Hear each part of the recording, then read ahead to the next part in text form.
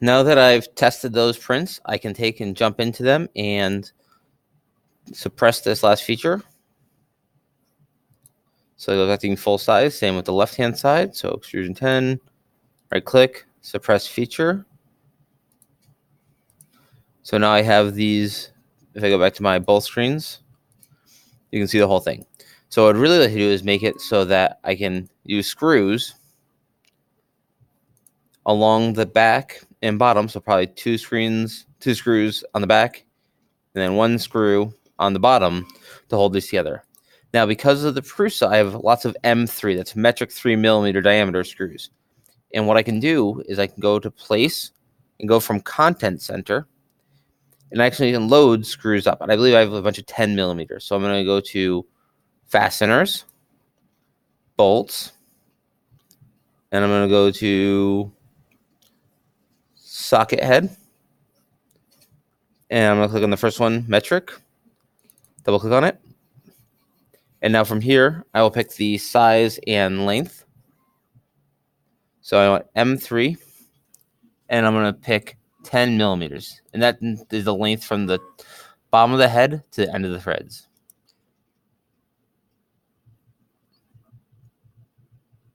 I'm going to place 1, 2, and 3. I'm going to escape. I'm going to move this guy back where I kind of want him. And to go along with those, I want to place, again, from Content Center, fasteners, nuts, up, hex, and I'm going to go standard anti-metric.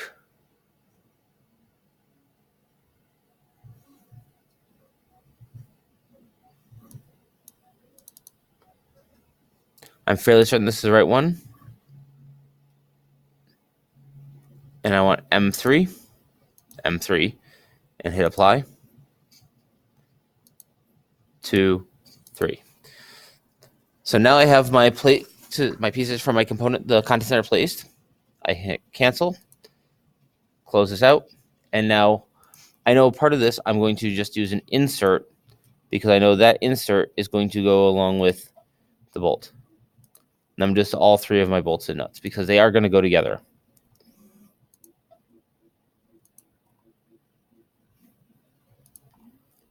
And just like the time before, I'm going to design this by putting everything where I want it and then designing the 3D printed pieces around it. Now, this can still move in and out. So I know I want to constrain this here.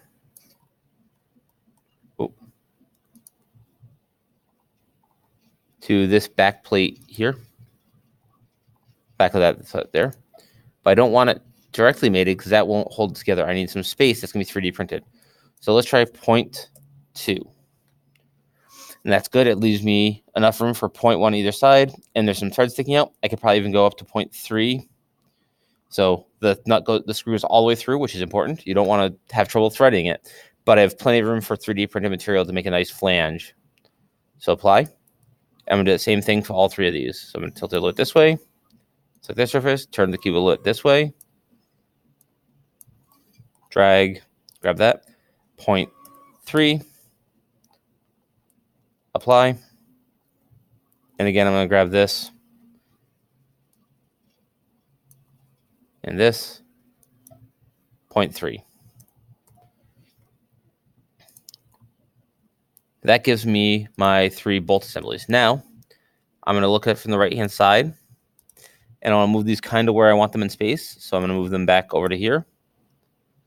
Now, in order to make things strong, I'm going to have 2 screws going to the right and 1 screw going to the left. So they're alternating. So I'm going to put this guy here, and this guy we're going to rotate. And I'm going to rotate him in space first. So I'm going to use free rotate. Select this object. And I'm going to rotate him 180 degrees, roughly. I move him, he should pop over. Now, I know how I'm going to build these is I'm going to mate them to this surface here. So I'm going to take this guy, and I'm going to hide him right now. That way I have really good access to this mate surface here. And we're just going to build everything off here. So constrain. And I know that this to the inside head of this nut is going to be 0.15. That's half the distance I use between the nut and the bolt. Same thing here, but this time I'm going to do the nut. And again, 0.15. Apply. And the last time, again, from this point here to the head of this nut here, 0.15. So that's putting the nut and bolt assembly halfway. Now I know this is going to be down here, and this is going to be here. And the real limiting factor is this hex head. Oh, something's not right. we're going to move this guy here and this guy here. This hex head is going to be really the feature that matters. So I'm going to take and I'm going to mate. Hello, everybody. Just a reminder, we are having a short union meeting now in room 26. Thank you. Sorry for that. We're going to make sure that we mate one side of the bolt to that surface, and that's going to be the outer edge of where we can work. I'm going to do that with a little bit of buffer so that we can add a little chamfer to make it easier to insert the nuts. And we're going to do the same thing here. Mate this surface to this surface, 0.01. Apply, and we're going to mate this to the same plane, 0.01. So now my screws are set up forward and back, but they are not locked to the surface. They're locked to the surface, but they're not locked in place. The last step we're going to do is we're going to constrain. I'm going to measure, M for measure, and I want to measure what this line to this line is. And that is 0.805. So I'm going to do 4025. So I'm going to constrain this axis to this surface, but I'm going to do 0.4025, and we're going to do negative. So that's sort of in the middle of that. Now from this line to this line, measure from the top of this to the top of that. Actually, from the, let's do that. Is roughly 1.6 inches.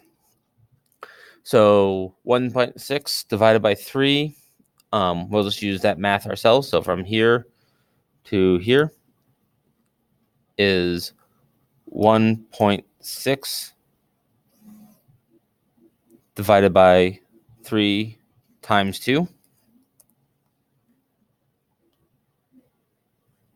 And we're actually going to go a little higher. Let's just try 2 inches. Nope. Do 1.5. 1.25. That looks good. And I'm going to do this guy to this plane here. Again, we're going to offset it by 1 inch. Nope. 0.5. That looks nice and even. Now, if I re-show the other part of this, you'll see how these two are going to attach. So the next step is we'll be creating flanges for these to hold them in place. That will be our next video, though.